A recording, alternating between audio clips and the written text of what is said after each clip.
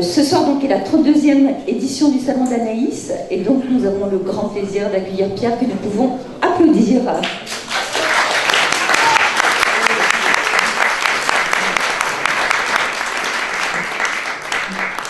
Pierre, bonsoir et merci d'avoir accepté notre invitation. Alors avant de parler de votre vie, je sais que vous m'avez dit tout à l'heure que vous aviez une anecdote à raconter à propos du livre. Lorsque nous avons fait l'émission sur Europe 1 qui s'appelait Les Dossiers Extraordinaires, nous avons fait pendant 14 ans, à raison d'une émission chaque jour, y compris le samedi, donc 6 jours par semaine. Pierre, il faut faire un livre avec tes histoires. Je lui dis, oui, si tu veux, mais j'ai pas de relation dans le domaine de l'édition. Vas-y, prends des rendez-vous, tu vas voir, ça va marcher. Je pars chez les éditeurs qui me reçoivent gentiment, en disant, monsieur Bellemare, vous racontez vos histoires à la radio, tout le monde les connaît. Ils se fichent de votre bouquin, ils vont pas l'acheter, c'est zéro, ne faites pas ça, c'est une erreur. Bon, je reviens à l'Europe, je leur dis, désolé, mais ils veulent pas.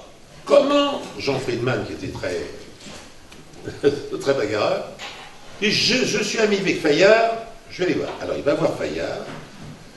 Il prend la responsabilité de dire s'il y a un problème économique, j'en assume les déficits. Bon, alors les autres, évidemment, ils sont rassurés. Et finalement, on démarre chez Fayard et le premier bouquin se tire à 250 000 exemplaires, enfin se vend à 250 000 exemplaires. Bien, donc c'est une vraie réussite. Alors à ce moment-là, c'est un moment merveilleux, vous êtes là, les téléphones sonnent. On ne pourrait pas se revoir parce que finalement, on n'a peut-être pas très bien réfléchi. Grâce à vos livres, et je le dis d'ailleurs en vous présentant, vos livres ont donné le goût de la lecture, à mon avis, à bon nombre de Françaises et de Français. Et surtout de jeunes Français. Et de jeunes Français. Beaucoup ont lu, parce que c'est rapidement lu. Chaque histoire est courte, donc au bout d'une demi-heure, vous pouvez sortir de l'histoire parce qu'elle est finie pour vous. Et donc ça a été l'un des grands avantages de ces livres pour les personnes qu'on appelle dans notre métier, vous le savez, des non-lecteurs. Des non-lecteurs. Vous êtes un personnage extrêmement populaire. J'ai même appris dans votre livre, quand vous avez proposé de vous présenter à la présidentielle. Qu'attendez-vous de moi? Eh bien voilà, nous avons fait un vote interne à ces associations, et le nom qui est arrivé en tête, c'est le vôtre. Je suis désolé, mais je ne peux pas être votre client. Et j'ai été un des grands désespoirs de ce monsieur, parce qu'il était persuadé que je pouvais faire un bon candidat pour les retraités. Voilà. Alors c'est la seule fois où j'ai brigué, enfin où j'ai failli briguer le poste de président de la République. L'écrivain, l'homme de télé, l'homme de radio, mais comme les poupées gigolent, il y a bien des pierres derrière Pierre. Alors vous êtes le fruit d'un coup de foudre, ça je trouve ça extraordinaire, l'histoire de la rencontre entre votre père et votre mère.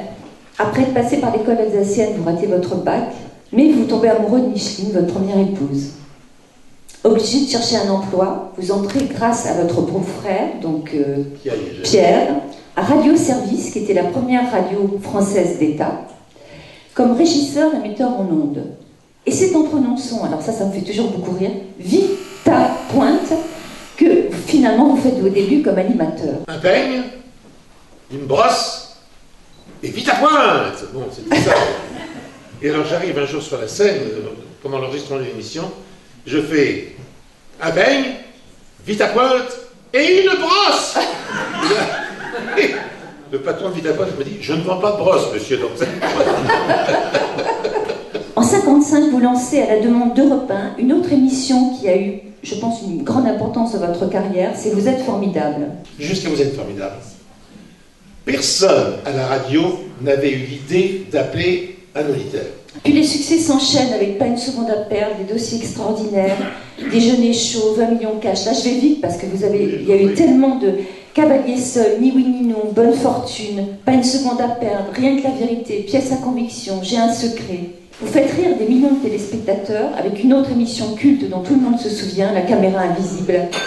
Vous avez été directeur adjoint d'Europe 1, mais vous êtes reparti au bout d'1 an parce que vous n'aimiez pas du tout. Vous êtes à l'origine des premières émissions de téléachat, appelées dans les premiers temps Magazine de l'objet, et qui, bien sûr, ça deviendra Téléshopping. Pierre, on ne va pas affoler le public, ni dire que vous êtes un surhomme, mais votre parcours est vraiment impressionnant. Vous avez publié 80 livres, vous avez récité aussi des textes classiques, vous êtes la mémoire de la télévision. Bref, vous êtes un géant, et en cette période mouvante, vous avoir à nos côtés est une grande joie. Ce soir, vous êtes venu nous parler de votre dernier livre, paru aux éditions Flammarion Trahison, Mais je pense que vous continuerez à nous raconter la télévision et la radio. Voilà, parce que c'est un grand bonheur d'écouter toutes ces anecdotes. Merci.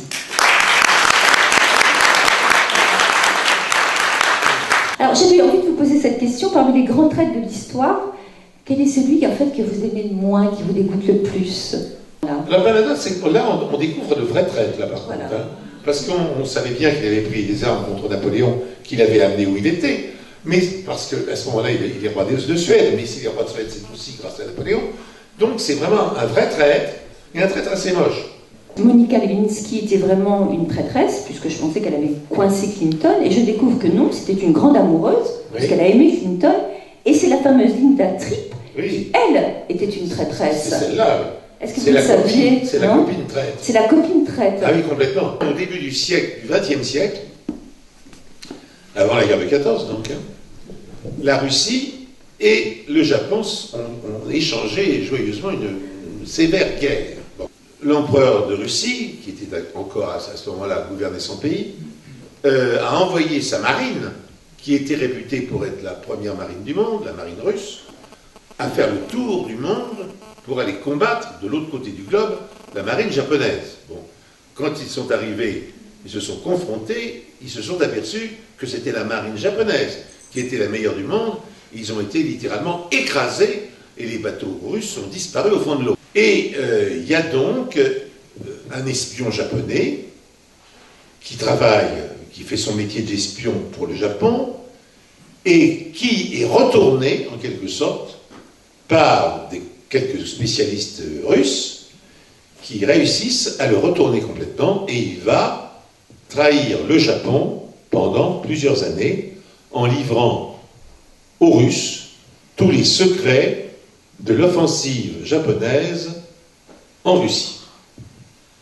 Alors, lorsque sa trahison a été découverte au Japon, on l'a évidemment pendu et son père de honte s'est fait harakiri. Évidemment, les Russes étaient d'autant plus persuadés que les indications, les renseignements que ce Japonais avait donnés en trahissant aux Russes étaient donc vraiment remarquables. Ils ont donc positionné leurs troupes en fonction de ces renseignements. C'est ce qu'espérait bien le Japon, parce que tout ça était une comédie, et donc ils ont écrasé littéralement les Russes également sur Terre. Dans toutes les histoires que vous avez racontées, est-ce qu'il y a un genre que vous préférez? L'amour, les criminels, les diaboliques? Est-ce qu'il y a un genre que vous préférez raconter? J'aime bien quand, malgré tout, dans les histoires, ce qui arrive quand même plus souvent qu'on ne le pense, il y a un petit côté amusant soit par le ridicule de la situation. On a raconté l'histoire de cette femme qui s'était vengée des hommes, donc elle attirait les hommes, après les avoir séduits, dans sa chambre. Dans cette chambre, elle avait préparé sur la table de nuit de l'alcool et du coton. Quand le monsieur était au moment de passer à l'acte, donc dépouillé de tout vêtement, à ce moment-là, c'est là qu'elle allumait son coton, qui était rempli d'alcool, et qu'elle lui mettait au bon endroit. C'était tellement honteux, tellement ridicule, qu'il n'en parlait pas. Et c'est seulement au 10e ou 20e, je ne me rappelle plus le nom, mais qu'enfin un type s'est décidé à porter plainte. Ça me fait rire, parce que c'est à la fois atroce. Ma dernière question, c'est est-ce qu'il y a des personnes que vous aimeriez citer qui ont vraiment marqué votre vie, justement parmi les gens qui faisaient partie de votre équipe? Alors l'homme qui a marqué ma vie, d'abord c'est celui qui m'a permis de la connaître, c'est-à-dire c'est mon beau-frère, c'est Pierre Yegel.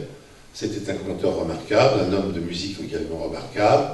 Il m'a donc donné un goût pour la musique classique que je n'avais pas avant, et puis surtout il m'a appris à parler. Et avec Jacques-Antoine qui lui me disait « Pierre, tu marques des temps ». Puis à toute l'équipe que nous avons formée et qui nous a suivis pendant presque 40 ans, on a eu beaucoup de chance de travailler à cette époque-là, je l'avoue très sincèrement, et d'inventer en quelque sorte une certaine télévision qui a malheureusement totalement disparu. Cette télévision extrêmement créative, cette émission de ce qu'on appelait les dramatiques, c'est-à-dire ces œuvres dramatiques, que l'on montait spécifiquement pour la télé, qui étaient jouées en direct, dans des conditions invraisemblables. On était payé des clous, il faut bien le dire, et heureusement qu'on faisait de la radio qui, elle, était beaucoup plus riche parce qu'elle était publicitaire, et donc sur ça, on n'aurait pas tenu. Je viens d'apprendre dans un récent sondage que vous étiez le personnage le plus populaire de France. J'ai toujours été dans ma vie publique comme je suis dans ma vie privée. Je pense que si des gens m'aiment, et j'en suis ravi, la question n'est pas là, mais je pense que c'est parce que j'ai pas deux attitudes en quelque sorte. Je n'ai qu'une attitude dans la vie, et je suis toujours le même, que je sois en train de manger au restaurant, devant vous ici. Comment meniez-vous votre recherche de documentation pour trouver tous ces détails autour de ces histoires extraordinaires? La presse mondiale. Hein.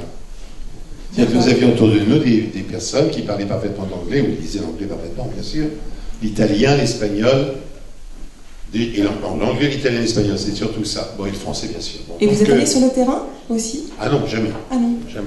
Ah non, j'en avais pas le temps.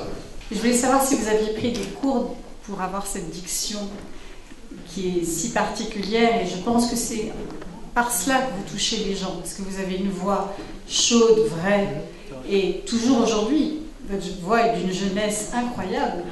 On a l'impression que c'est la même qu'autrefois. Et est-ce que vous avez pris des cours pour avoir cette voix? Pierre m'a simplement appris à m'exprimer librement, enfin, à essayer de faire des phrases à peu près construites normalement, mais à part cela, non, je n'ai pas reçu d'autres conseils pour ça. Je me suis formé sur le tas. J'aurais aimé avoir un rôle dans un film, un vrai. Bon, pas la vedette, mais avoir un joli second rôle. Voilà. Ça m'aurait. Vous auriez été un très bon acteur. acteur. Le hasard n'a pas fait les choses. Je vous remercie Pierre, c'était vraiment passionnant, c'était à tout point de vue passionnant. Je vous invite à lire le livre de Pierre, à lire sa biographie, qui est une belle page d'histoire, vraiment une page d'histoire extraordinaire. Je sais que vous aimez beaucoup chanter. Oui, mais alors, j'ai un gros problème, je oui. le dis tout de suite, j'ai un gros problème de mémoire. Donc d'accord. Moi, si je n'ai pas les paroles de la chanson, je ne sais pas. J'en ai photocopié. Ah oui.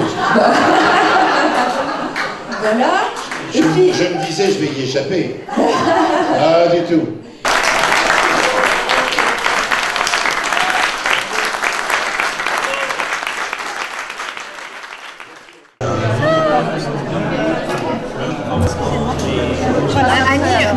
Vous avez une canne magique.